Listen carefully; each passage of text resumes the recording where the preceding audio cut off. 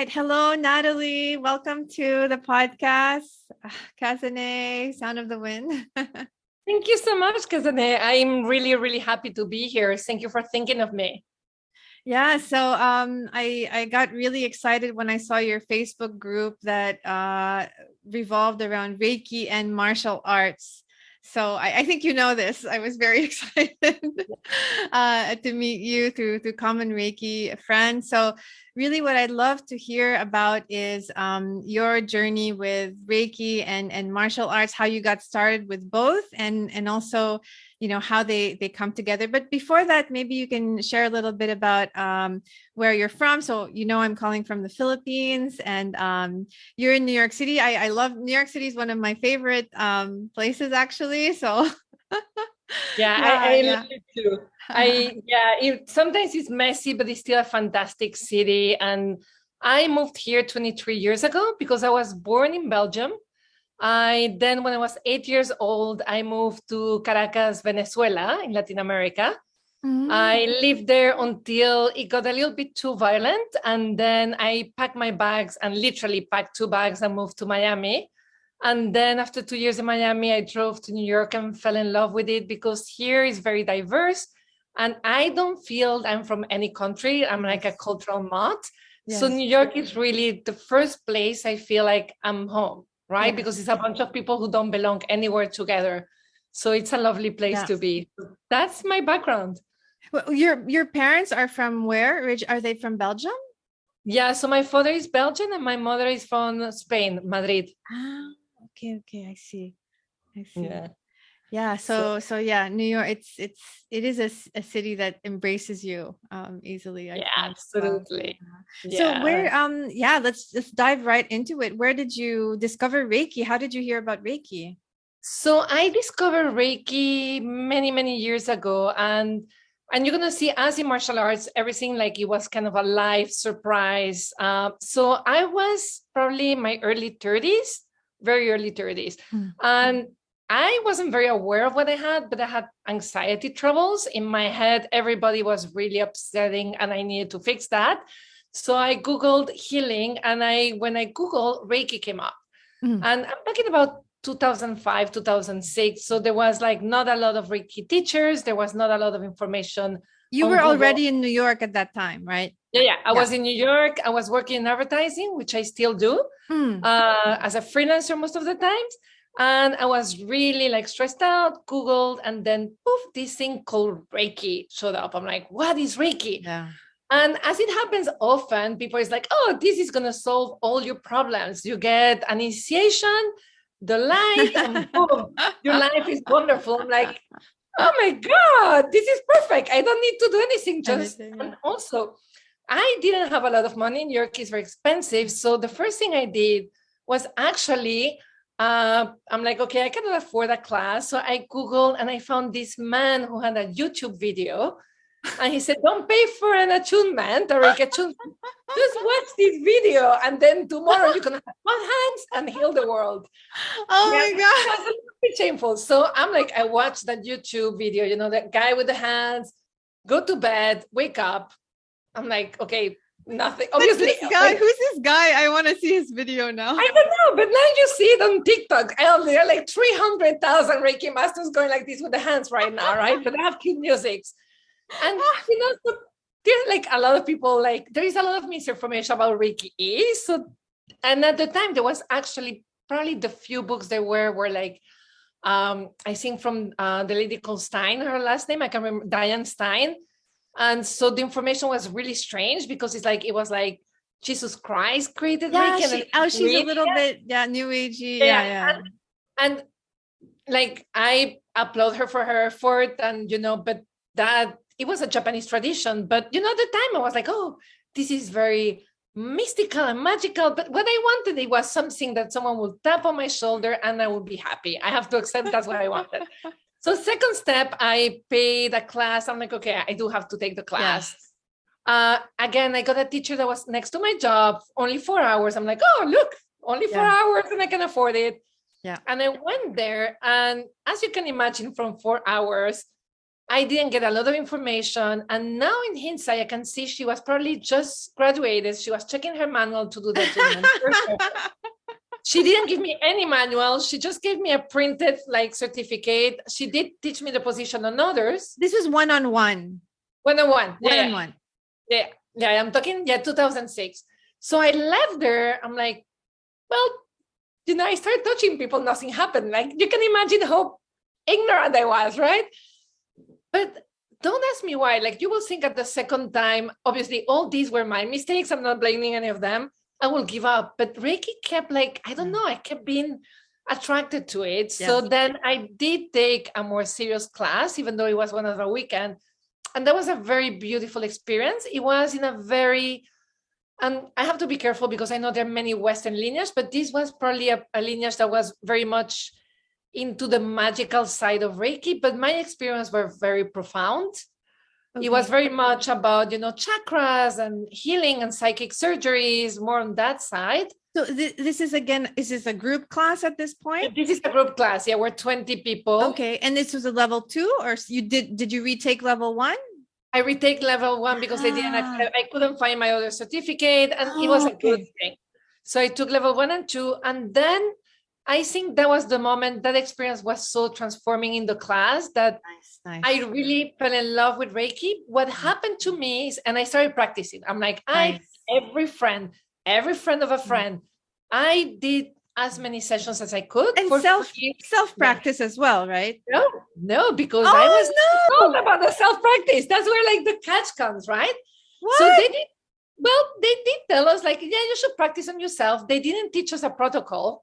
Oh, and it sounds very obvious, but if you give a lot of information to people, and when you practice, you teach them the hands on others, you don't teach them self-protocol, you can say, yes, this is the self-protocol, you should do it every day, but I never learned it, so I never practice on myself. I definitely focus on that. Well, yeah, but again, so I appreciate every bad training I had. And obviously sometimes I will practice, but because I didn't feel very much, I'm like, on others, right? Yeah. And again, part of it was because I was very focused on others, not on me. So that was me. But all the trainings I got, every time they will teach a hands-on healing protocol, it was on others. It was never like, let's practice first the self like protocol, right?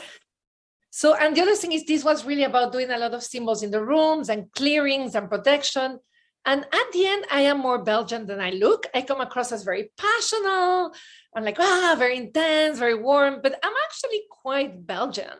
And I like things very simple and clean and like almost, like in a way, very Japanese. Yeah, exactly. And I'm like, this feels too busy. Like, so it took me 8 years to take the next step. And during those 8 years, 8 years, I Reiki everybody, but there was something missing. And then I found another teacher who had done both Western and Japanese training from my Reiki masters, right? And she gave me a book by the person you interviewed, Francine, The Japanese Art of Reiki. So I read that. I'm like, oh, this is exactly what I felt. And that didn't match what I learned. And there is no better or worse, but we all have a personality, right? And when I read that book, I'm like, yeah, this is simple. This is self-healing based. Yeah. And I started really working on myself. And which book of his was it? The Japanese Art of Reiki. Oh, yeah. The same. Yeah. The base, the foundation. The basic one. Yeah. All the others. So after her, I trained with France. Okay.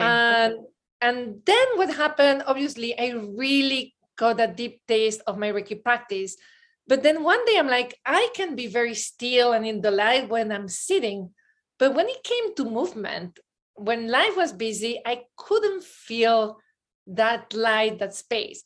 I'm like, oh, I want to do something that has this kind of vibe, that has key movement and whatever, but in movement, right? So I'm like, I'm going to do either Qigong, Tai Chi, or Aikido.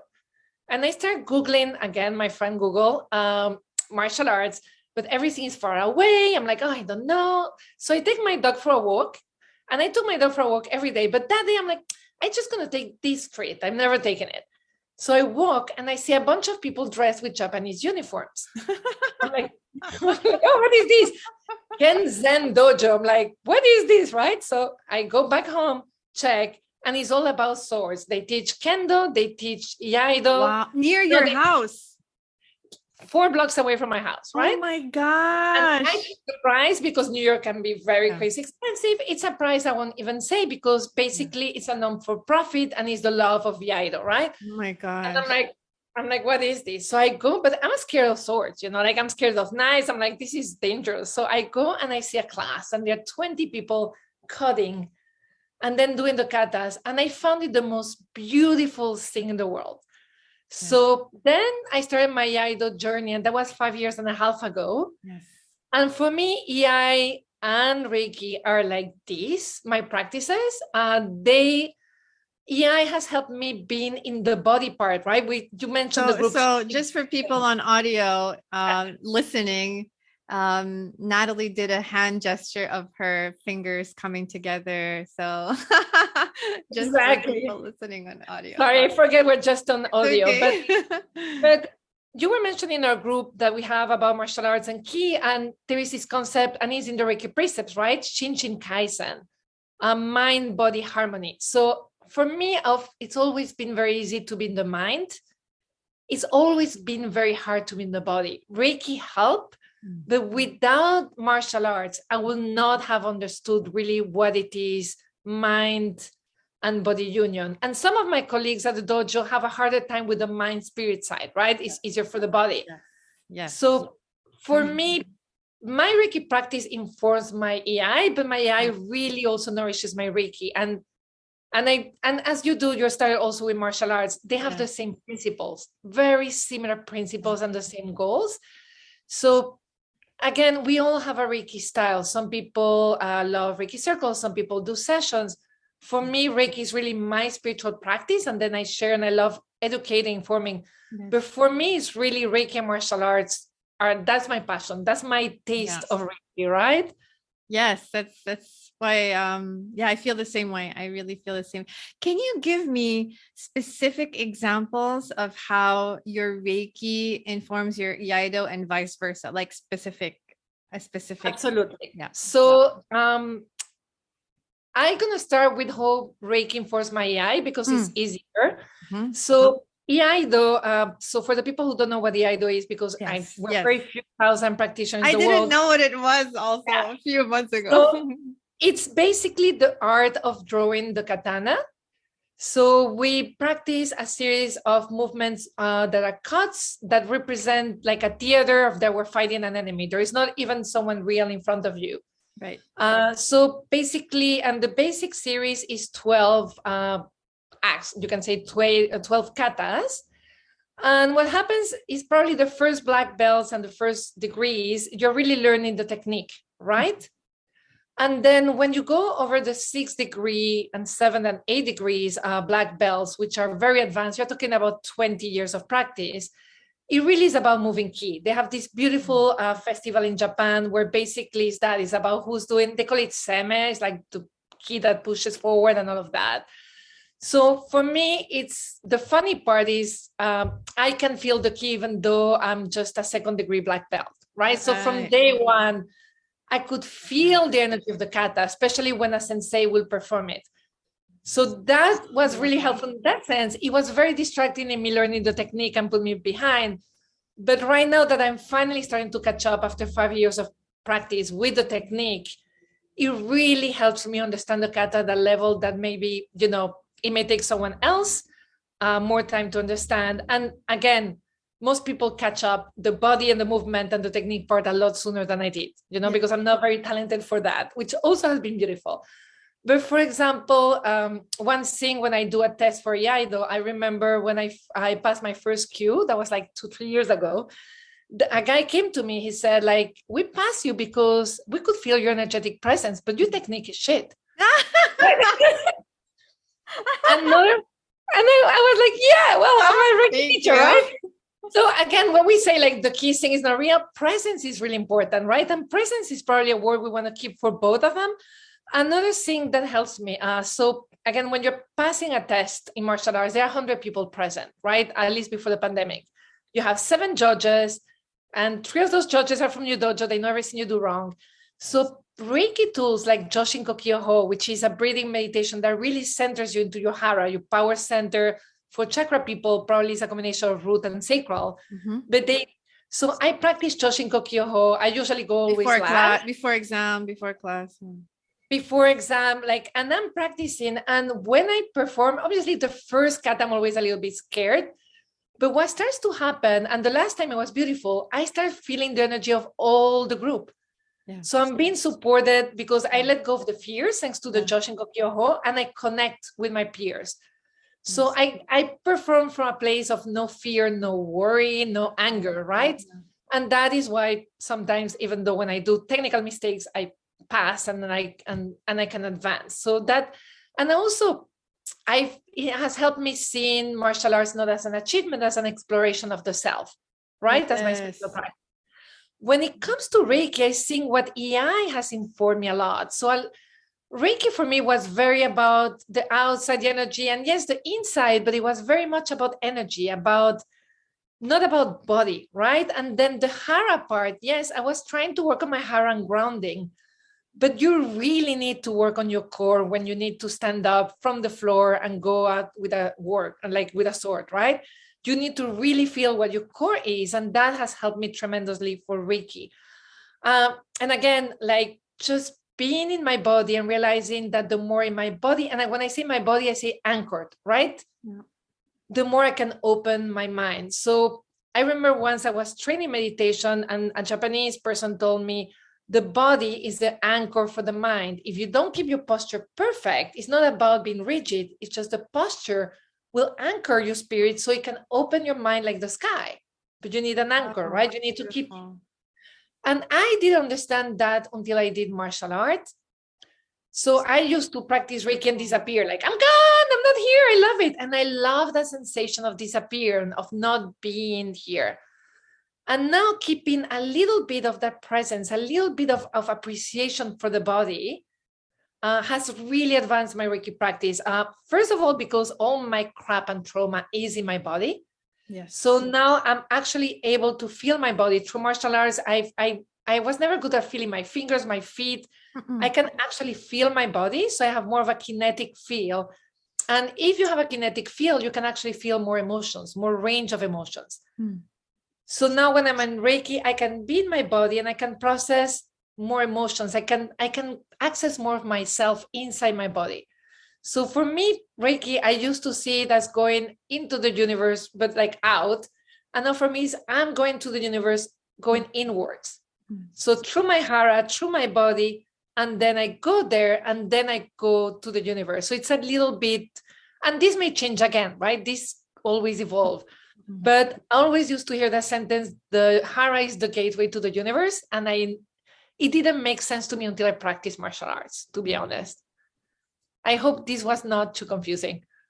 No, I'm there's a lot of information. The hara is it's interesting because it's something that's powerful and fleeting at the same time. And I'll give you an example. So I'm only on my 4th month of studying swordsmanship with Bushido sensei. So it's different, very different, because we don't have first of all, it's over Zoom and it's one-on-one and there's no exam. So it's a little different from Iaido. I had to stop during the typhoon we had last month. And so when I resumed my training last week, Sensei was like, "Oh, I can feel that you've been training." And in my head, I was like, "No, I've just been meditating on my hara." I didn't pick up my sword. Literally, I didn't pick up my sword. But but just that focusing on the hara and what you said about, without intellectualizing it, but having it as a gateway to something greater and beyond, even if it's if I try to do it, then you fail, right? When you try to be like, oh, I'm going to do this and like become whatever. So it's such a subtle practice, but at the same time, it's so foundational. And it's really, really interesting. So yeah, so that's been my, and I like how you talk about, I'm also struggling physically, to be honest. Even Sensei was like, your booking looks a bit heavy for you at the, like, oh no, I need to strengthen, like I need to do more strengthening, because he can see, if it's shaking, or if I'm not able to stop correctly. And then just the dexterity of the fingers, all of these things that are so frustrating. It's really, I listen, I hear you. The frustration. I think that's what stopped me the first year and 2 years of martial arts. And then at my dojo, people are very talented. I have to say they're very talented, and they're a lot more focused than I am, right? So I will see people advance and advance. I'm like, why am I so bad at this? And honestly, I have no talent for Iaido, right? I've been able to do a decent martial arts, and it's given me a lot. But what I realize is, as you said, you just learn. Like I was doing exercises with a little band to get dexterity to my fingers. I've been doing weights. But mostly, you know what it did? It humbled me very much. Exactly. And that is like, wow, these people know a lot. And it also taught me, and I think that's the biggest gift of my dojo, it taught me to ask for help and guidance. And that also has become very handy when I talk to my Reiki mentors, being more like, okay, I cannot figure this out. And there is nothing wrong with me not knowing. And there is nothing wrong with me not having a natural talent for this. There are people there to support me and help me who understand. And then if I can support them in any way with my own knowledge, which is different, and then we support each other. But the biggest gift, and having a sensei as you have, like, is how do we learn how to let go frustration? That has been a constant challenge, but it makes us grow. So I'm excited to hear that, because that is normal the first few months. Thank you. And it's super humbling. And I think it's helping me so much as a teacher of Reiki. And, because we have when we have our new students completely new to Reiki, and they have all these questions, and you're like, oh, like this, and then you find yourself in that position. It's really, I think it's important to remember, being new at something. And so, yeah. I think you have a beautiful point there. I've been a lot more clear with my Reiki students about it's normal to be frustrated. Exactly. If you're not frustrated, that means you're not practicing. Exactly. Like it's part of it. It's normal to plateau and not to advance. So I've been more vocal about reminding them that often, just being patient, right? Like when you see them, oh, but I can't feel, is it working like this? And I see myself doing the same. Like I wish I were further ahead, I wish I could. So yeah, it's a great reminder. Yeah. And martial arts is more complicated than Reiki, because the body is a little harder to train, right? So it's going to take you a couple of years I think it's going to take you a lifetime. You're always going to be like, I don't see it as more difficult or complicated. It's just different. It's just so different, especially if I think you and I come from similar backgrounds. Like I don't know about, I don't want to make assumptions, but I wasn't athletic growing up. I was very much, exactly, more academically inclined. Although I did I took karate in college because I was drawn to the discipline, but it's so different. It's so different.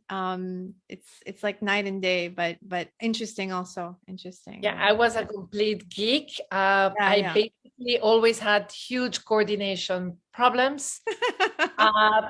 I was like, I would pass my exams to be able to pass sports. I would do written exams. I was that bad. No, me too. I feel like I've come a long way with my body awareness. Yeah. Absolutely.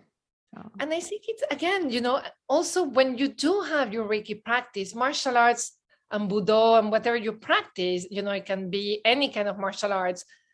Again, it goes from martial arts to Budo, right? To a practice that is really to elevate your persona, like to become a better person. And I think that's what, like, having a Reiki background, especially probably a more Japanese traditional that has some meditation elements, can offer someone into martial arts. It's really like, oh, wow, there is a very spiritual element to martial arts. And what martial arts give Reiki is that it's a very everyday spirituality, right? It's not flowing. It's not magical. It's very human. I remember my sensei's interview. She says, you just, when you get lost, you feel your feet, you feel the feet on the floor, and you remember you're the center of the universe. And then you keep going, right? So, and you remember everybody else is also a center of the universe. So it's a spirituality that is very humble and very grounded in everyday life. And I love that. I think they both are really complement each other beautifully. I agree. Just a quick question about your sense. Does she have a spiritual practice? Is it part of Iaido? Iaido is supposed to be a spiritual practice. The thing is, again, when we think of Japanese spiritual practice versus what in the West sometimes we see as spiritual practice that has a lot of rituals and crystals and incantation, it's not like that. Again, Iaido is seen as a spiritual practice of becoming a better person. And that's why we have Fudomyo in all the dojos, Iaido dojos. And Fudomyo, for the people who don't know, is basically an emanation from Dainichi Nyorai, which is the Buddha, the cosmic Buddha. And he comes here to scare people into alignment, right? Like he's like very blue, has a sword, and he's scary. But in reality, he's very compassionate and he's trying to scare you so you become a better person and enlightened. So for me, my sensei has a deep spiritual practice that comes across as patience, compassion, and kindness. But like Fudomyo, when you don't focus and you don't practice, she's going to give you a kick in the ass, right? So she has the right kind of compassion. She's very patient. So yes, I would say EI, and probably she has other things I'm not privy to. When I asked her, she said, my spirituality is not like, she sees it as a human grown persona. Like she doesn't see it as something special, or she doesn't see spirituality that will make anyone into a guru or someone elevated. Right? Again, that is the humanity I really like about that, like, it's just like, well, that's what we should all do, right? Become better people, be compassionate, be kinder, and help the community. Yeah, thank you for that. The reason I'm also asking is that I'm kind of at the middle of exploring Mikao Usui sensei's story.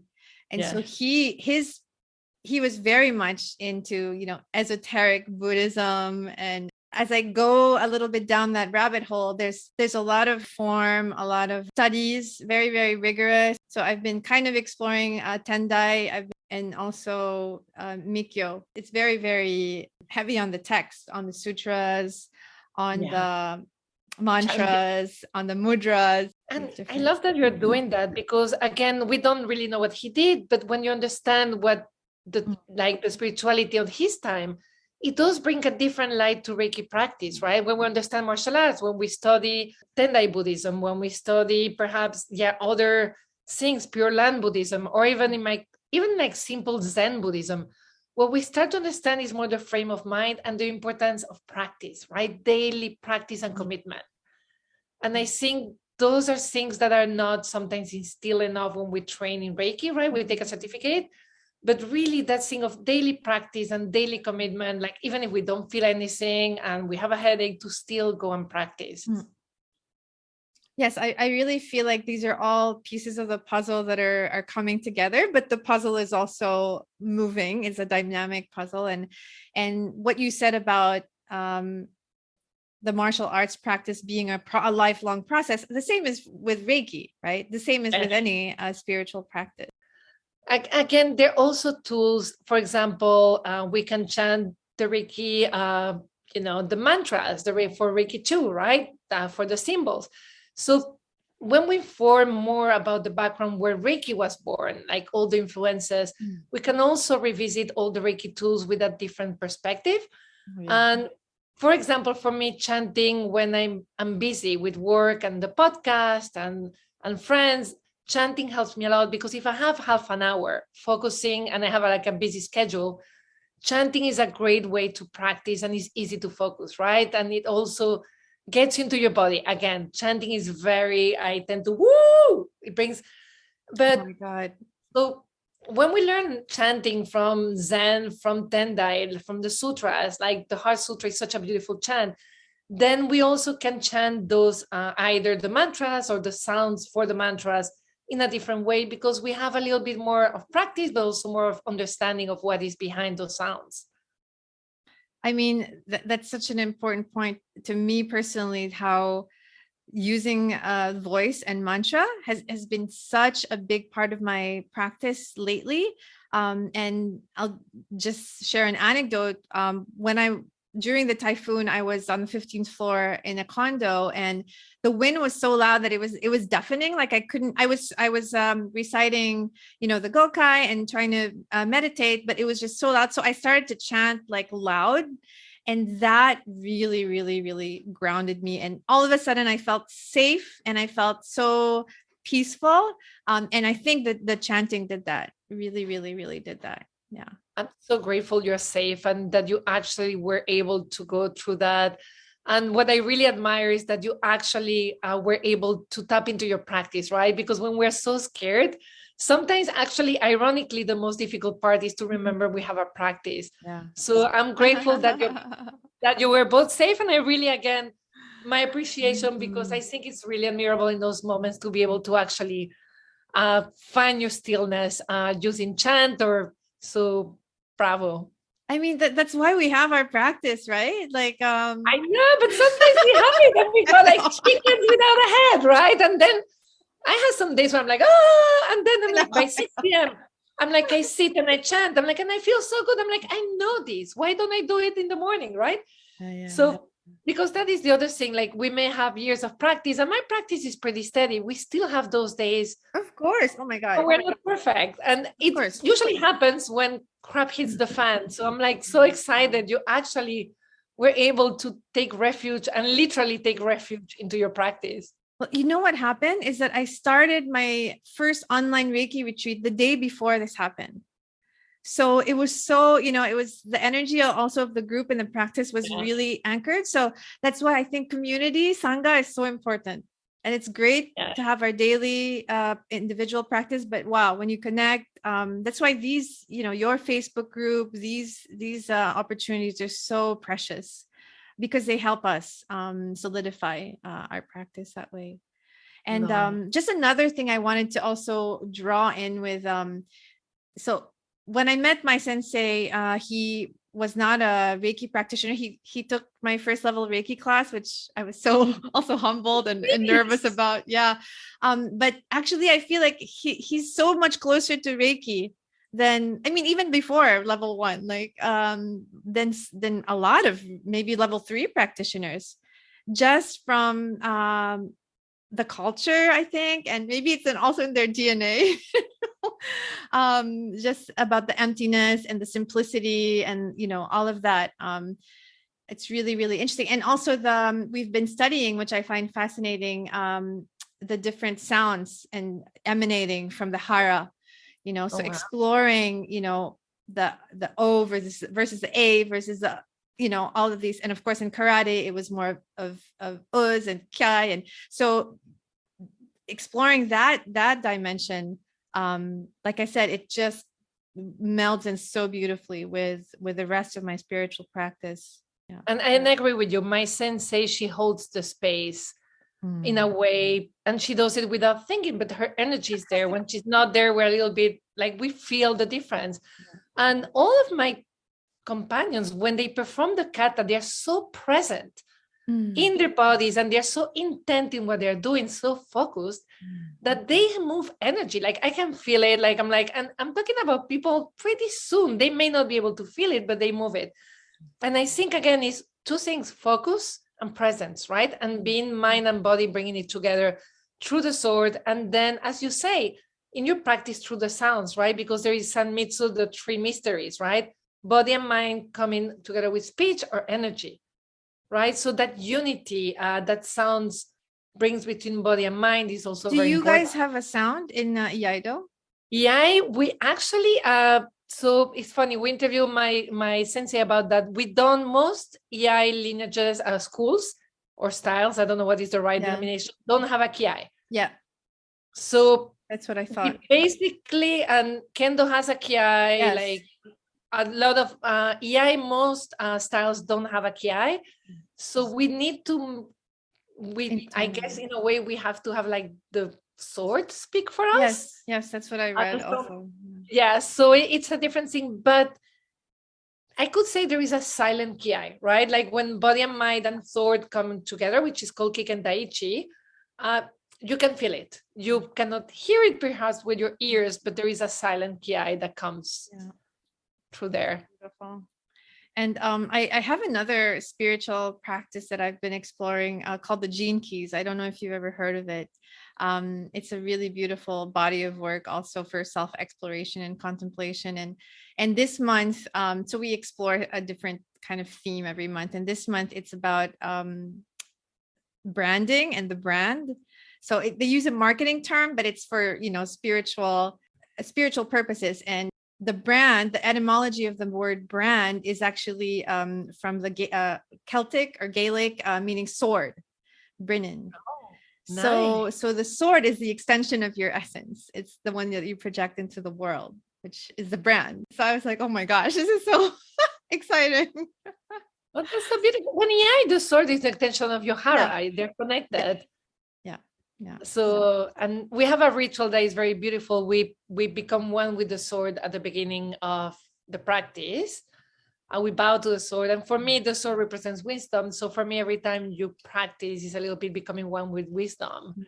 So yeah, all those things have beautiful meanings. Yeah. You have to send me all that information. I'm curious. I will. So many things to keep exploring and growing into. And I really hope that people will be inspired to maybe start a journey with either Reiki or martial arts or both, if they haven't done so yet. And again, working with both is really enriching. I know I highly encourage people, either one or the other. And if you're a Reiki practitioner, to really perhaps dip your toe. It doesn't have to be a katana sword martial arts. There are many very peaceful. It could be tai chi, aikido, aikido, something a little bit more soft on the body as well. But I do, when I think of the way the world is, and we need tools to support our well-being, and the more centered we are, the more we can support the people around us. So it's for us and for the people who surround us. It's funny, like the other day, it was yesterday, an exterminator came and he's like, what do you teach? I'm like, meditation and Reiki. He's like, I want to learn it. You're very calm. And then and I love it. And he's like, because this is a mess and you're calm. I'm like, yeah. And then I call my mom and I tell her that, and she laughs because like she knows when I was in my late teens, I was a crazy. I will have like panic attacks. I will go like very intense. Like, So we always, again, I'm still that person to some days, but the transformation that happens, amazing. It's a beautiful thing. Like my mom, every time I say her, like another person who said I'm calm and I have a calming presence, she laughs, right? Like it's like the joke of the day for her. I know. Oh my God, my daughter's mom, they stick you at 14 years old, right? You're 14 for the rest of your life. But what I want to say is like sometimes we feel, oh, that is for people who are very calm. That is for people who can focus and concentrate. No, you become a little bit of that. You get that taste of stillness, and it's a daily practice, and it increases in time. My Reiki practice wasn't what it was 15 years ago. If my sensei, I was so bad the first year martial arts, my sensei, like, I can't believe you keep coming. You're very personal. That was the only, and that is still my only quality martial arts, right? But now I perform decent, right? I don't believe you. No, now I'm actually doing good, but out of practice and really learning, right? And knowing that because I don't have a body facility, I don't have like a natural affinity with sport, then that has forced me to really focus and pay attention to it, right? So I just say like these things are very gradual, and even if you're happy, but especially if you're a person who thinks those things are not with you because you feel a lot of darkness or anger, actually, these things do take you from one place to the other. Like I'm the living proof that they do work. And I'm sure you can say the same, although probably you were a little bit more peaceful than me because hopefully you were not a crazy Scorpio.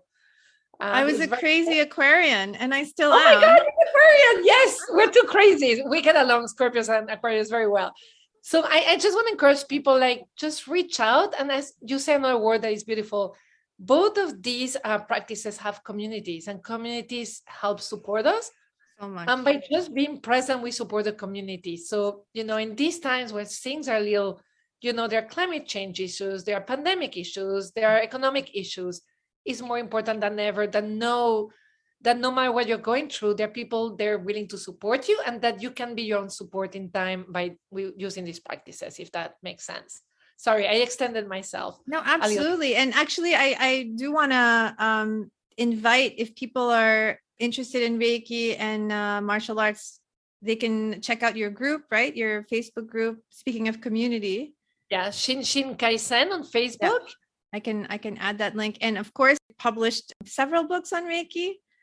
2 books on Reiki. Reiki is a spiritual practice that has all the Japanese meditation illustrated, and then the Reiki healing book that is more, it's probably the most Japanese approach to Western Reiki with chakras you'll find.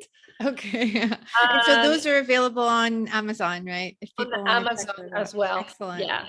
Thank you so much. Oh, thank you, Nathalie. Such a pleasure. Always a pleasure, and so lovely to meet you.